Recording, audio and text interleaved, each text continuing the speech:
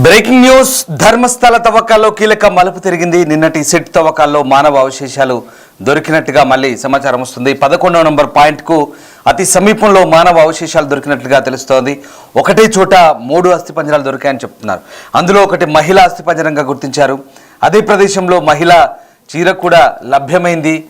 బోయ చెప్పినట్లు 11వ నంబర్ పాయింట్కు సుమారు 100 మీటర్ల దూరంలో తవ్వకాలు జరిగాయి. 6 అడుగుల లోతులో మానవ అవశేషాలు దొరికినట్టుగా చెప్తున్నారు. తవ్వకాల్లో కొండ ఎక్కుతుండగా సిట్ అధికారులు గాయపడ్డారు. అయినా తవ్వకాలు కొనసాగించారు.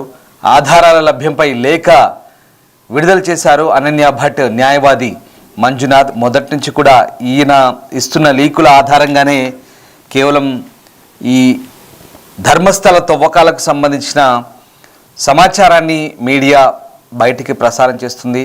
ఇప్పటివరకు సిట్ అధికారుల బృందం లేదా ఇతరత్ర కర్ణాటకకు సంబంధించిన ఏ అధికారిక విభాగం కానీ ధర్మస్థల తవ్వకాలకు సంబంధించి కానీ అక్కడ దొరుకుతున్న అవశేషాల గురించి కానీ ఎప్పుడు స్పష్టమైన ప్రకటన చేయలేదు. కేవలం అనన్య భట్ తల్లి సుజాత భట్, న్యాయవాది మంజునాథ్ ఇస్తున్న సమాచారం, ఆయన ఇస్తున్న లీకుల ఆధారంగానే ఈ అస్థిపంజరాలు దొరికాయనో లేదా అవి మహిళవనో, చీర దొరికిందనో, ఇంకే ఇతరత్ర వస్తువులు దొరికాయని మాత్రమే చెప్పే పరిస్థితి చోటు చేసుకుంది. సో నిపుణుల బృందం సైట్ 13 వద్ద జీపీఆర్ సర్వేను కూడా నిర్వహించబోతున్నట్టుగా తెలుస్తోంది. విద్యుత్ లైన్ ఉండడం వల్ల ఆ ప్రదేశం ప్రధాన రహదారికి దగ్గరగా ఉండడం వల్ల తవ్వకం ప్రక్రియ కొనసాగించే ముందు నిపుణుల అభిప్రాయాన్ని తీసుకోబోతున్నారు. ధర్మస్థల సామూహిక ఖననం కేసుకు సంబంధించి సాక్షి అలాగే ఫిర్యాదుదారుడు అయినటువంటి ఆ వ్యక్తి ఆరోపించిన స్థలం దగ్గర ప్రస్తుతం తవ్వకాలు అయితే జరుగుతున్నాయి. 13వ నంబర్ వద్ద ఏదైనా మానవ అవశేషాల కోసం వెతకడానికి గ్రౌండ్ పెనట్రేటింగ్ రాడార్, ఇతరత్ర సాంకేతిక పరిజ్ఞానాన్ని ఉపయోగించడంపై ప్రత్యేక దర్యాప్తు బృందం నిపుణులు సర్వే నిర్వహించబోతున్నారు. ఇక ఆ దృశ్యాలు మీరు నిన్న జరిగిన లాఠీ చార్జ్ సంబంధించిన దృశ్యాలు ఒక పక్క చూస్తున్నాం, మరో పక్క తవ్వకాలకు సంబంధించిన దృశ్యాలు మనం చూస్తున్నాం. నిన్న ఆ ప్రాంతంలో ఉద్రిక్తత చోటు చేసుకుంది. పోలీసులు జనాల్ని చెదరగొట్టారు. మీడియాపై దాడి సందర్భంగా జరిగిన దృశ్యాలు అవి. మరోవైపు ఇక్కడ తవ్వకాల సందర్భంగా చోటు చేసుకున్న పరిణామాలు అవన్నీ కూడా ఎక్కడ ఎవరిని మీడియాను అనుమతించిన పరిస్థితి, అవన్నీ కూడా ఎక్కడో దూరం నుంచి జూమ్ చేసి జూమ్ లెన్స్ ద్వారా తీస్తున్న వీడియో ఫుటేజ్. ఇదంతా ఆ ప్రాంతం అంతా కూడా చాలా గోప్యంగా తవ్వకాలు అయితే జరుపుతున్న పరిస్థితి కనబడుతుంది. సో 11వ పాయింట్ దగ్గర అవశేషాలు దొరికినట్టుగా మొన్న కూడా సేమ్ ఇలాంటి వార్త ఇచ్చారు. 3 అస్థి పంజరాలని చెప్పారు, మహిళా చీర అని చెప్పారు. మళ్ళీ అదే సమాచారాన్ని ఇప్పుడు ఆ లాయర్ మళ్ళీ లీక్ చేస్తున్నారు. సో ప్రస్తుతం అంటే ఈ కేసులో కొత్తగా ఏదైనా సమాచారాన్ని ఇస్తున్నారా, నిజంగానే ఆ అడ్వకేట్, లేదా పాత సమాచారాన్ని పదే పదే వల్లవేస్తున్నారా అనేది కూడా ఇక్కడ తెలియాల్సింది. సో మొత్తం మీద సిట్ అధికారులు అయితే తమ పని తాము కానిచ్చేస్తున్నారు. ప్రాంతం అంతా కూడా అయితే ఇప్పుడు ఆ ఆరోపణదారు ఎవరైతే ఉన్నారో విజిల్ బ్లోయర్గా మారిన వ్యక్తి ఇస్తున్నటువంటి సాక్ష్యాల ఆధారంగా జీపీఆర్ లేదా ఇతర సాంకేతిక పరిజ్ఞానాన్ని వాడే అవకాశాన్ని పరిశీలిస్తున్నారు. ఎందుకంటే అక్కడ విద్యుత్ లైన్లు ఉన్నాయి, అలాగే ఆ ప్రదేశం అంతా మెయిన్ రోడ్డుకు దగ్గరగా ఉంది. దీంతో మృతదేహాలు వెలికితీసే ప్రక్రియ కొనసాగించే ముందు నిపుణులు అభిప్రాయం తీసుకునబోతున్నారు సిట్ వర్గాలు. బెంగళూరు నుంచి ఈ జీపీఆర్ పరికరాలు రప్పించే అవకాశం ఉంది. అలాగే భారత వాతావరణ శాఖ ఐఎండీ ఆరెంజ్ అలర్ట్ కూడా జారీ చేసింది. దీంతో వర్షాలు కురిసే ఛాన్స్ ఉంది. సో జీపీఆర్ ఉపయోగించి ఇప్పుడు ఈ స్పాట్ నెంబర్ 13 పై దృష్టి పెడుతున్నట్టుగా సిట్ అధికారులు వెల్లడిస్తున్న సమాచారం. డీజీపీ ప్రణబ్ మహంతి, డిఐజీ అనుచేత్ ఈ కేసులో దర్యాప్తు అధికారి ఎస్పీ జితేంద్ర కుమార్ దయామా నేతృత్వంలో సిట్ బృందం సంఘటనా స్థలాన్ని సందర్శించి నిపుణుల సర్వే నిర్వహించబోతుంది. ఈ తడి నేల అలాగే వర్షం నుంచి సిగ్నల్ ఖచ్చితత్వాన్ని తగ్గించే అవకాశం ఉన్నప్పటికీ కూడా తవ్వకాలకు సహాయం చేయడానికి గ్రౌండ్ పెనట్రేటింగ్ రాడార్ లేదా పర్వత రాడార్ వ్యవస్థలను ఉపయోగిస్తామని అధికారులు చెప్తున్నారు. విజువల్ బ్లోయర్ చూపించిన 13 ఖనన స్థలాల్లో 12 ప్రదేశాల్లో తవ్వకాలు పూర్తయ్యాయి. సైట్ నంబర్ 11కి దగ్గరగా ఉన్న స్పాట్ 14 కూడా తవ్వారు. అలాగే మానవ అవశేషాలు కనుగొన్నట్టుగా ఇక్కడ సిట్ అధికారులు అయితే అధికారికంగా వెల్లడించలేదు. కానీ ఈ ఆగస్టు 4న స్పాట్ నెంబర్ 11కి దగ్గరగా ఉన్న చెట్టు దగ్గర అనుకోకుండా ఒక అస్థిపంజర అవశేషం అయితే కనుగొనబడింది. సో పాజీ పారిశుద్ధ్య కార్మికుడు దశాబ్ద క్రితం ధర్మస్థల గ్రామంలో జరిగిన అత్యాచారం హత్య కేసులో బాధితుల మృతదేహాలను ఖననం చేయమని తనను బలవంతం చేశారని ఆరోపించారు. జూలై 19న డీజీపీ ప్రణబ్ మహంతి నేతృత్వంలో ప్రత్యేక దర్యాప్తు బృందం అయితే ఏర్పాటు చేశారు. సో మొత్తం మీద ఇవాళ మళ్ళీ తవ్వకాలు అయితే జరుగుతున్న పరిస్థితి కనబడుతుంది ఆ ప్రాంతంలో. దానికి సంబంధించిన తాజా దృశ్యాలు అయితే చూస్తున్నాం. సో ప్రస్తుతానికి 13వ స్థానంలో ఈ సిట్ దర్యాప్తు గ్రౌండ్ పెనిట్రేటింగ్ రాడార్ అంటే జీపీఆర్ సిస్టమ్ని వాడబోతున్నట్టుగా తెలుస్తుంది. ప్రస్తుతానికి ఆ ప్రాంతం అంతా కూడా తవ్వకాలు జరిపేందుకు అధికారులు సిద్ధమవుతున్నట్టుగా తెలుస్తుంది. సో సామూహిక సమాధి విచారణలో ధర్మస్థల అటవీ స్థలం మళ్ళీ శోధనకు సిద్ధమవుతుంది. అంటే పూర్తిగా ఆ ప్రాంతాలంతా కూడా తవ్వకాలు నిర్వహించి నిఘా పరికరాలు పెడుతున్నారు. ఆ ప్రాంతం అంతా భారీ యంత్రాలతో తవ్వకాలు చేస్తున్నారు. నేత్రావతి స్నానఘాట్ సమీపంలో ప్రస్తుతం ఈ ప్రక్రియ అయితే నిరాటంకంగా కొనసాగుతోంది. అక్కడ వర్షాలు పడ్డప్పటికీ ఎలాంటి ఆటంకం లేకుండా తవ్వకాలు జరుగుతున్నాయి. నెంబర్ 13 దగ్గర ఇప్పటికే బ్యారికేడ్లతో కప్పబడే ఆ ప్రాంతాన్ని నిఘాలో ఉంచామని అధికారులు అయితే చెప్తున్న పరిస్థితి కనబడుతుంది. సో 1995 నుంచి 2014 మధ్య ఈ పారిశుద్ధ్య కార్మికుడు ఈ ఖననాలు చేసినట్టుగా చెప్తున్న ప్రాంతంలో 11A దగ్గర సిట్తో పాటు వెళ్ళాడు. 11A అనేది కొత్తగా స్పాట్ నెంబర్ 11 వద్ద అడిషనల్గా మరొక పాయింట్, అది 11A అని చెప్తున్నారు. సో అక్కడ మహిళలు మైనర్లతో సహా అనేక మృతదేహాలను రహస్యంగా ఖననం చేశానని అతను ఆరోపించాడు. సో లైంగిక హింసకు సంబంధించిన ఆధారాలు ఉన్నాయంటూ కూడా చెప్తున్నాడు. అతని వాంగ్మూలం మెజిస్ట్రేట్ ముందు నమోదు చేయబడింది. సో దాని ఆధారంగానే ప్రస్తుతం విచారణ అయితే జరుగుతుంది.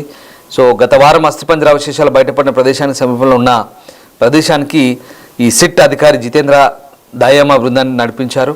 ఈ ప్రాంతంలో సిట్ విభాగాలన్నీ కూడా పెద్ద ఎత్తున ఏవైతే ఈ లైంగిక వేధింపులు, హత్య ఆరోపణలు ఎదుర్కొని కప్పుచ్చబడ్డ శవాలకు సంబంధించిన ఆరోపణలు దృష్టిలో ఉంచుకొని ప్రస్తుతం అయితే అక్కడ తీవ్రస్థాయిలో ఆ ప్రాంతం అంతా కూడా జల్లెడ పడుతున్నారు. ఒక రకంగా శాస్త్రీయ సర్వేలు చేస్తున్నారు. భూమిలోకి చొచ్చుకుపోయే పరీక్షలు నిర్వహించడానికి ఫోరెన్సిక్ నిపుణులతో కలిసి పనిచేస్తున్నారు. అయితే ఇప్పటివరకైతే ప్రస్తుతానికి ఆ ప్రాంతంలో ఏం జరిగిందనేది మాత్రం అధికారులు ఇంకా పూర్తి స్థాయిలో గోప్యత పాటిస్తున్నారు. స్థానిక గ్రామ పంచాయతీ రికార్డులను కూడా సిట్ పరిశీలిస్తుంది. సో ఓవరాల్గా ఆ ప్రాంతాన్ని అంతా కూడా సిట్ అధికారులు ప్రస్తుతం ఇక తమ ఆధీనంలోకి అయితే తీసుకున్నారు. సో ఇప్పటికే 12 చోట్ల కీలక సమాచారంతో డెడ్ బాడీలకు సంబంధించిన ఆధారాలను సిట్ అధికారులు సేకరించి చెప్తున్నారు. ఇక 13వ ప్రాంతంలో ఎక్కువ మందిని పూడ్చిపెట్టినట్లు ఈ భీమా అనే పారిశుద్ధ్య కార్మికుడు సిట్ అధికారులకు సమాచారం ఇచ్చారు. ఇక్కడ కనీసం 10 మంది మృతదేహాలను పూడ్చినట్టుగా చెప్తున్నారు. ఈ ప్లేస్లో తవ్వకాలపై అయితే ప్రస్తుతం టెన్షన్ వాతావరణం కొనసాగుతోంది. మరి అందరి చూపు 13వ ప్లేస్ పైన ఉంది. తవ్వకాలు చేపట్టిన అధికారులకు ఇక్కడ భీమా చెప్పినట్టుగా పూర్తి ఆధారాలు లభిస్తాయా లేదా అనే దానిపై టెన్షన్ కొనసాగుతుంది. మరోవైపు ఇటు ధర్మస్థల అంశంపై మరొక కీలక అంశం వెలుగులోకి వచ్చింది. ఈ బెల్తంగడి పోలీసులు అసహజ మరణాలకు సంబంధించిన రిజిస్టర్ నుంచి క్రమంగా పేర్లను అయితే తొలగించారు. వీటన్నిటి కూడా ప్రస్తుతం మొత్తం డేటా అంతా మాయం చేశారు.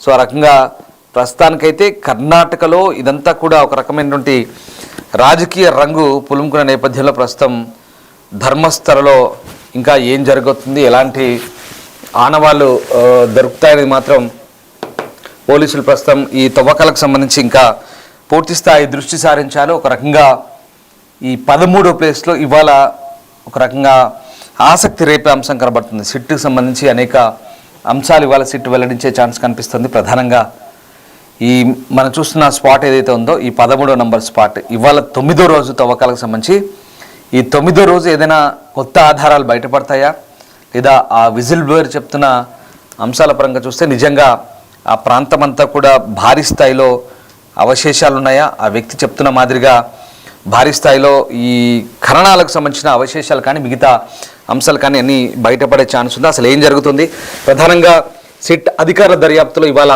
ఏం వెల్లడి కాబోతుంది అనేది మాత్రం ఆసక్తికరంగా మారబోతుంది. ఎందుకంటే ఇప్పటికే విజిల్ బ్లోయర్ చెప్తున్న అంశాల పరంగా ఎక్కడెక్కడ ఉన్నాయి, ఏ ప్రాంతాల్లో ఉన్నాయని మొత్తం క్షుణ్ణంగా పరిశీలిస్తున్నారు. ఇక ఇవాళ క్లియర్గా జీపీఆర్ను వాడబోతున్నారు. జీపీఆర్ అంటే ఖచ్చితంగా మట్టి బురద ఎక్కడ ఏది కురికిపోయినా ఎక్కడ ఏ చిన్నపాటి అవశేషం ఉన్నా కూడా ఆ ప్రాంతం అంతా కూడా చాలా క్లియర్గా చెప్తుంది. మనకు తెలిసిందే, మనం శ్రీశైలం ఎడవగట్టు కాలువ సంబంధించి కార్మికులు చెప్పుకున్నప్పుడు జీపీఆర్ను వాడి ఆ బురదలో ఉన్న అవశేషాలని అవన్నీ కూడా ఒక పైప్లో చిన్న కెమెరా పెట్టి జీపీఆర్ని పంపిస్తారు. గ్రౌండ్ పెనట్రేటింగ్ రాడార్ అంటారు. సో ఈ గ్రౌండ్ పెనట్రేటింగ్ రాడార్ అనేది జీపీఆర్ అనేది ఎలాంటి సంక్లిష్ట పరిస్థితుల్లో అయినా మట్టిలో కానీ భూమిలో కానీ ఎలాంటి అవశేషాలున్నా కూడా చాలా క్లియర్గా కనిపెట్టి సిగ్నల్స్ని పంపిస్తుంది. ఆ సిగ్నల్స్ ఆధారంగా అక్కడ ఏదో ఉంది. సో ఇక్కడ ఈ పాయింట్లో ఏదో ఉంది.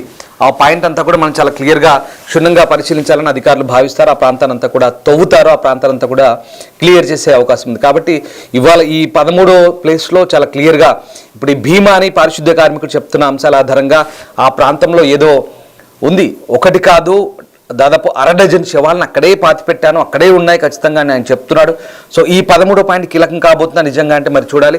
నిజంగా విజిల్ బ్లోర్ చెప్తున్న అంశాల ఆధారంగా ఇవాళ ఎలాంటి అవశేషాలు బయటపడబోతున్నాయి అనేది ఉత్కంఠ రేపుతుంది. సో ఓవరాల్గా ఏదేమైనా ఇవాళ జరిపే తవ్వకాల మీద కూడా కాస్త ఆసక్తి అయితే ఉంది.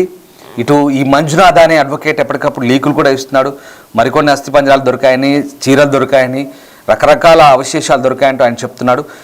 ఎట్ ద సేమ్ టైం అక్కడ ఈ మొత్తం వ్యవహారాన్ని కవర్ చేస్తున్న మీడియాపై దాడి జరుగుతుంది.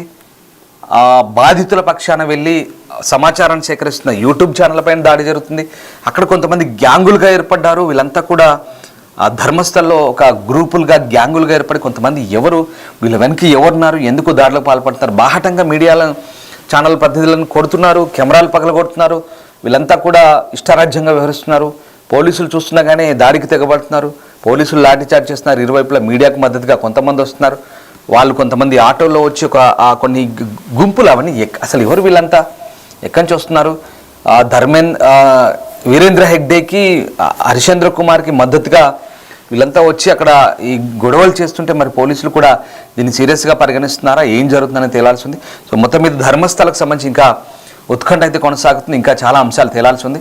సో ఇవాళ 9వ రోజు తవ్వకాల్లో భాగంగా ఏం బయటపడతాయి, ఎలాంటి ఆధారాలు దొరుకుతాయి, ఎందుకంటే ఇట్స్ బీన్ చాలా లాంగ్ ఒక డైలీ సీరియల్ లాగా కొనసాగుతోంది.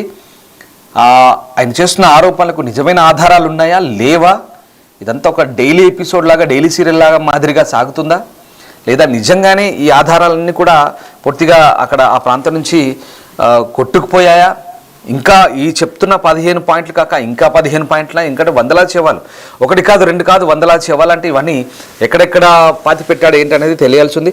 సో వాటన్నిటికీ సంబంధించి పోలీసులు అయితే చాలా క్షుణ్ణంగా ఓపిక్గా ఇంకా తవ్వకాలు జరిపి పరిశోధన చేయాల్సిన అవసరం కనిపిస్తుంది. చూడాలి మరి ఫోరెన్సిక్ ల్యాబ్ ఇచ్చే రిపోర్ట్ కూడా కీలకం కాబోతుంది. సో ఈ రకంగా ఎలాంటి మలుపు తిరగబోతుంది కేసు, ఎలాంటి పర్యవసానాలు చోటు చేసుకుంటారని మాత్రం ఆసక్తికరంగా ఉండబోతుంది.